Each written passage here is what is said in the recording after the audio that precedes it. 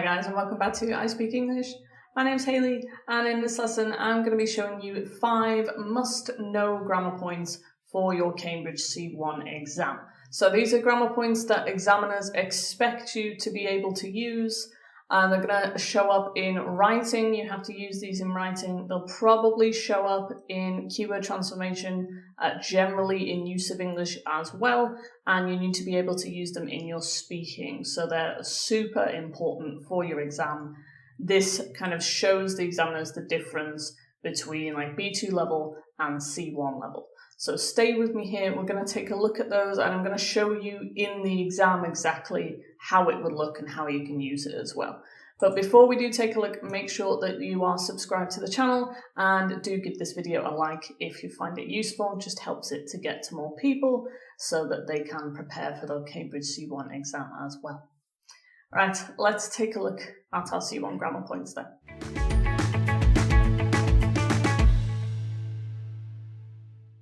So at this stage you might be thinking, why do I need to know grammar? I'm C1 level, I know all of my grammar really well, I shouldn't have to worry about it. You do have to worry about it, or you do have to know it, let's say. It is really important. As I said in the intro, use of English, you will get tested on these grammar points, and you need to use them fluently in your writing. They need to be, it needs to look natural, not like you're kind of crowbarring it into a sentence, and you need to use it in speaking as well. Use of English is a big one here. Remember, use of English is 20% of your exam. Even though it's like the least questions that you get, I think it's 28 points that you get for your use of English, it still counts towards 20% of your overall mark because the exam is marked equally. Each part of the exam is worth 20%. Your reading, use of English, writing, speaking, and listening are all weighted at 20% of your exam. So grammar is really, really important.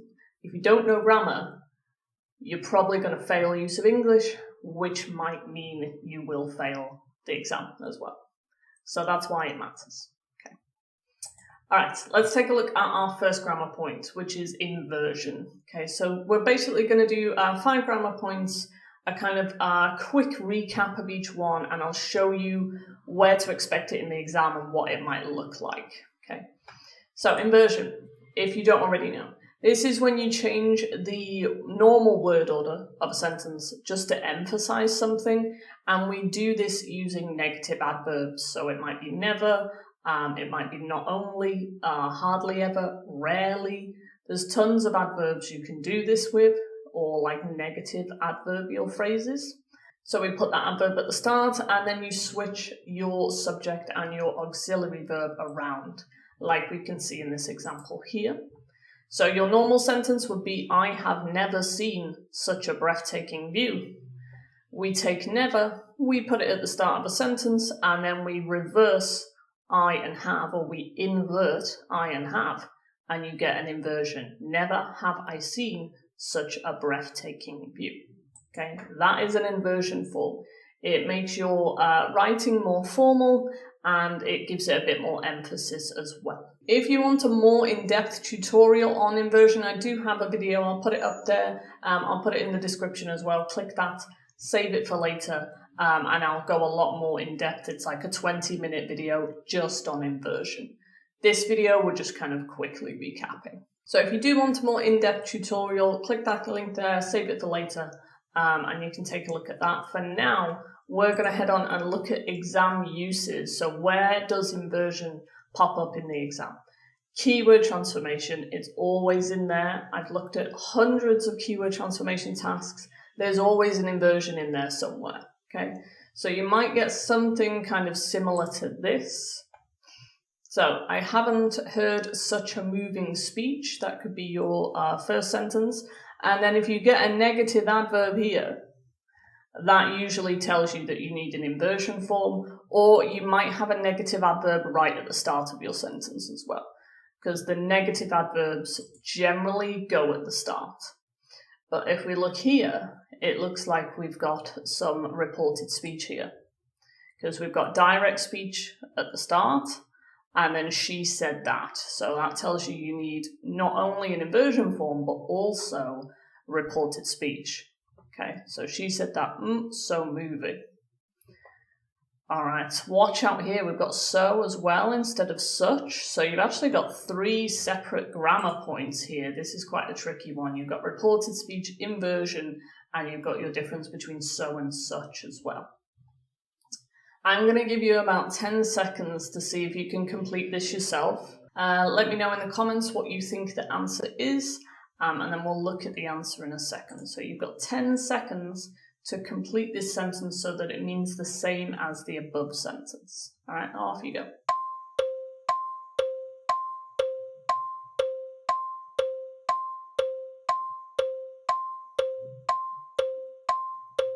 All right, your time's up. What did you go for? How did you invert this sentence? She said that, reported speech. Rarely had she seen a speech so moving. So that was tricky. You needed to put your negative adverb at the start of the sentence here, and then switch around your auxiliary and your subject. But we also needed to change have into the past because you're reporting speech. Okay, remember, when you use reported speech, all of your tenses backshift 1 tense into the past. So present becomes past simple. So rarely had she seen a speech so moving. Then you had to change such and so there as well. So that was a bit of a tricky one.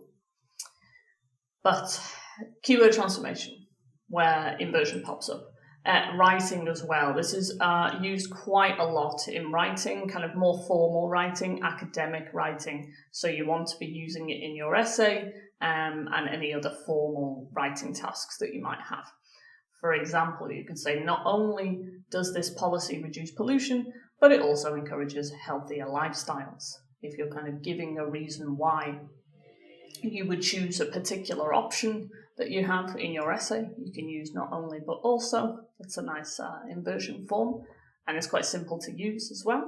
So that's where inversion would generally pop up in your exam. We're going to move on to the next grammar point, which is cleft sentences, another very common grammar point that examiners expect you to be able to use at C1. Again, this shows that you know advanced grammar. It shows the examiner that you are advanced level if you can use this grammar in the exam. So what is a cleft sentence? Okay, so cleft sentences, they're just, we use them to emphasize one part of a sentence, and we generally do that using it and is or was, and then that. Whatever comes after is or was is the part of the sentence that becomes emphasized. Okay, if we take a look at this example here. So our normal sentence would be, I didn't solve the problem, John did. But if we switch it round and we say, it was John who solved the problem, not me, John becomes the most important thing in this sentence now. Okay, so that's basically what a cleft sentence is.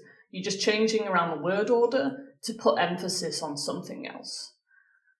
Why do you need to use this instead of just using a normal sentence? Just for variety, especially in writing. Again, examiners want to see like a variety in your writing. That's where you get more marks. Okay, if you're using different sentence structures, different grammar structures, your language mark for your writing consists of your grammar and your vocabulary, not just your accuracy, but also your range and the variety that you use. So the more, grammar structures that you can use, the more different grammar structures you can use, the better. As long as it's appropriate and it reads naturally. Okay, so like we said, don't try and crowbar sentences in. Just try and make it as natural as you can, basically. So that's what a cleft sentence is. There is more to cleft sentences. Again, this is a recap video. If you want the full video, click up there. Again, 20-minute video explaining everything about cleft sentences. So click that link there, save it for later, and you can take a look at that. For now, let's take a look where we would use it in the exam. So again, keyword transformation, cleft sentence. There's usually a cleft sentence in there. You might get something that looks like this. Okay, so we've got I enjoyed the part when they revealed the truth. And you had the word spilt. Okay, and then we've got it. So this is a trick. In your keyword transformation, if one of your sentences starts with it, that means you need a clef sentence. Or if it starts with what, we also use clef sentences with what as well. So this tells you that you need to change it to a clef sentence. And we've also got that here, which is also part of your clef sentence as well. All right, so I enjoyed the part when they revealed the truth. We've got spilt, and you've got it, that I enjoyed the most. By the way, if keyword transformation is something that you struggle with in particular, I know a lot of my students struggle with it as well. It's a very hard task. I do have a video course. I'll put the link in the description. I'll also put it up here as well. Make sure you click that and take a look at the course. It's guaranteed to help you. It gives you a really easy exam strategy to use and a ton of grammar, vocabulary, everything you need to improve your mark for keyword transformation. So click there, take a look. You can watch a few preview videos, see if you like it, and then you can download it from there and hopefully improve your score. In the meantime, I'm going to give you 10 seconds to complete this question. Okay. Enjoyed the part when they revealed the truth, and you've got spilt, and you need to use a clef sentence. You've got 10 seconds. Off you go.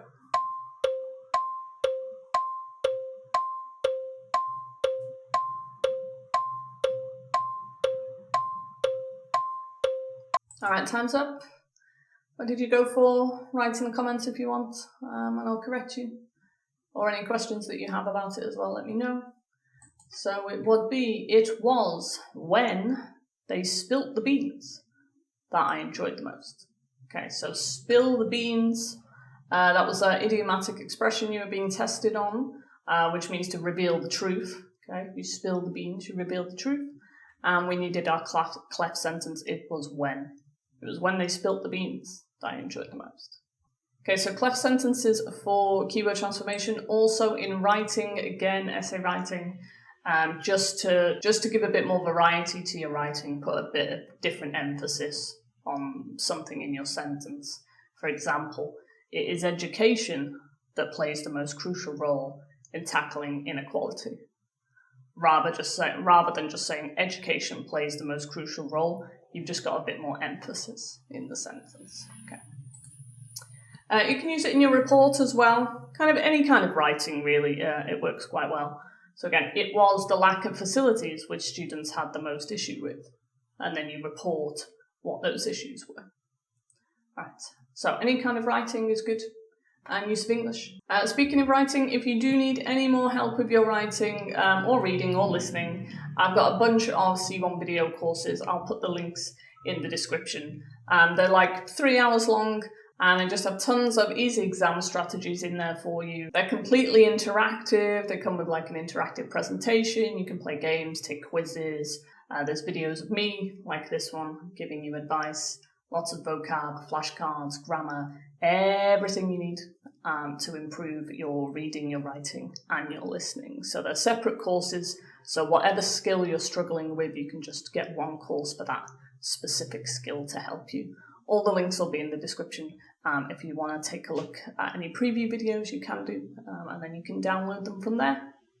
We'll move on, and we'll take a look at concession. Again, I just recently did a video for concession, actually. I'll put that up there. Again, like full detailed video. Quick recap for now. Concession is just contrasting, using a contrasting linker. So it could be however, although, even though, much as. We've got tons of contrasting linkers in English. But when you make a contrast within the same sentence, like this one, for example. I know chocolate is unhealthy, but I like it. That's your regular sentence. If you want to use a contrasting linker, you could say much as, I like chocolate. I know it's unhealthy. Okay, so we're just contrasting one part of our sentence with the other part of our sentence. Pretty simple. Concession. It is really simple, to be fair. But again, examiners just expect you to be able to do this and to show it. So that they can kind of check it off their list of grammar points. How will it appear in the exam? All right, essays. You definitely need to use this in writing. You definitely need to show contrast and concession. And you have to include linking words in your writing to kind of make your writing more logical, more ordered, and just to make it easier to read as well. For example, you could say something like, using the linking word although. Although some argue that stricter laws are the solution, education is far more effective in the long term. So in your essay, remember, you're arguing for different sides. Okay, you can definitely contradict yourself in your essay as well. You need to show different sides of the argument, so you want to contrast. So that's how you would use it in an essay. Speaking part 3, if you don't agree with the other person that you're speaking to in your exam, you could say something like this. Even though I agree with your point, I think living in different countries would definitely have far more of an impact on a relationship because blah, blah, blah, blah. So you can kind of steal that structure there, even though I agree with your point, and then you kind of give a contrast. That would be a nice way of kind of disagreeing in a way. All right, so we've got essay writing, speaking, and report writing as well. Any writing, to be honest, you can use linking words to contrast what you're saying. For example, while the majority of students expressed interest in sports facilities, others preferred more academic support. Okay, pretty simple. This is probably the simplest advanced level grammar point there is, to be honest. It's pretty simple to use, I would say. All right, next up, participle clauses. Okay, these can be a little bit tricky. I don't think I have a video for these yet, but I will make one. When I make one, I will put the link here so that you can watch it and get a more detailed view of it. But participle clauses, we use them just to make your writing more concise. We do this by like cutting out certain words and adding a participle clause using ing or ed. For example, let's take a look at what that would look like. So our regular sentence would be, because he didn't know what to do, he asked for advice. Now, if I don't want this to be so wordy, I can literally cut out because he did and just put ing on know. And it becomes not knowing what to do. He asked for advice. Okay, so you can see how it just makes your writing a bit more concise and you're using less words. Again, examiners want to see this. It's specifically for writing this. We don't really do it that much in speaking. It's more of a writing technique to make your writing less wordy, basically. You can do this by replacing adverbs and pronouns. So for example, here we've got after she finished work, she went home. And you could take away after and she and just put having in its ing form, participle, present participle form. Okay, having finished work, she went home. That means exactly the same as the first sentence, but you've used less words, or fewer words, I should say. You can also replace if with this as well in conditional form, so this would be really nice. If you can use a conditional participle clause, that would be great. Okay, so if, for example, if it was given more support, the charity could expand its work. We take away if and it and was.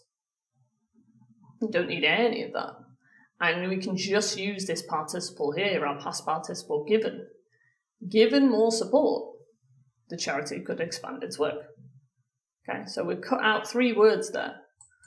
So it's great for writing. Writing, you know, you've only got 220 to 260 words. It's not a lot, actually, to write like a full essay. So participle clauses are good because they save you words, so you can write a bit more. Okay. So we can replace if. Where can you use it? Like I said, it's for writing, essay writing, any kind of writing, for example. Having considered both points of view, it's clear that legislation is the most effective method.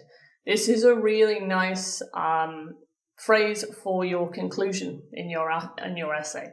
Having considered both points, or having taken both points into consideration. Steal that phrase and just use it at the end of your essay, and it's a really easy way of getting a participle clause into your essay and then you get that tick from the examiner that you know how to use participle clauses. Okay. So you can steal this if you want, having considered both points of view, having taken both points of view into consideration. Steal that, use it, and you'll get an extra point maybe for a participle clause. Report writing, again, you can just use past participle at the start. Okay, so designed to improve efficiency, the new system was positively received by staff. So we don't need the whole subject verb object, we can just use that past participle there. Okay. All right, that's number 4, and our final one is mixed conditionals. Okay, very important at C1. You need to use these pretty fluently, as well as third conditional, second conditional, all your other conditionals. But mixed conditionals is specifically for C1. It does not really appear in the B2 exam, but it does at C1. Brief recap. Okay, again, I do have a full video about conditionals. Click up there and you can watch the full one. We're just going to take a quick recap of mixed conditionals. So you've got 2 different kinds of mixed conditionals. This one here, we've got a past condition with a present result. So something's happened in the past and it's affecting your present. Okay. For example, if I had studied harder, I would have a better job now. So you've got your past action, if you'd studied harder, and your present result, you would have a better job. We also have the reverse of this, which is a present condition with a past result. This is a bit rarer, and we only normally use the present condition with like a state of being, like I am rich, or I am old or something. But we use the past with this because this would be like your second conditional. First part is second conditional. If I was rich, if I was old. I'm not rich now, I'm not old, but if I was, then this would have happened, past result. Okay. So present condition, if I was rich. Past result, I would have bought a better car. Okay. So I'm not rich, so I didn't buy a good car. But if I was, I would have. Okay. So I know that was super quick again, but this is just a recap video. Look at the full video up there and you'll be able to get a lot more practice with this. Okay. All right, where does it appear? Keyword transformation. Again, there's always a conditional in keyword transformation. So you might get something that looks like this. I didn't have enough time, so now I'm late. Okay, so you can quite clearly see we've got a past here and we've got a present here. So that tells you you need a conditional. We've also got if at the start, which tells you need a conditional. And we have run. We've got a verb here. So this might mean that you probably need a phrasal verb. Okay. So if I wouldn't be late. Right, I'm going to give you 10 seconds again. Write in the comments if you think you know the answer. Off you go.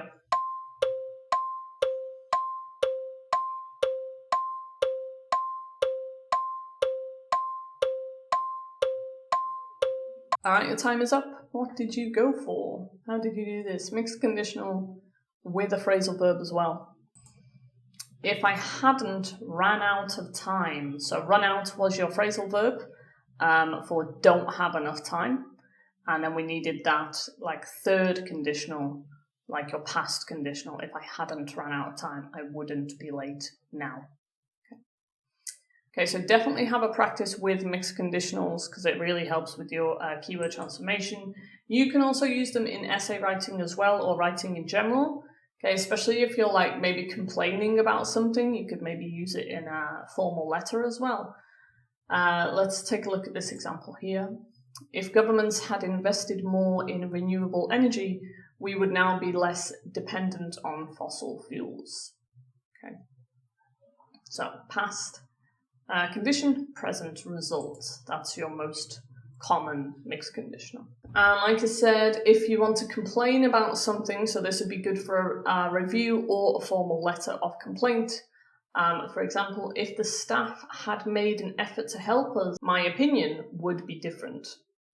Okay, so again, past condition, present result. All right, and that's it. There you have it. They are your 5 must-know grammar points for your Cambridge C1 exam. If you found this video useful, please do give it a like. It just helps me to know that I'm actually doing some good here, and then I can keep making more videos for you. And if you need any more help with the Cambridge C1 exam, I do teach full-time. I've got a C1 group running at the moment that you're welcome to join, or you can take individual lessons as well. Just go to www.englishclassesonline.co.uk and I'd be happy to help you. You can book a lesson there.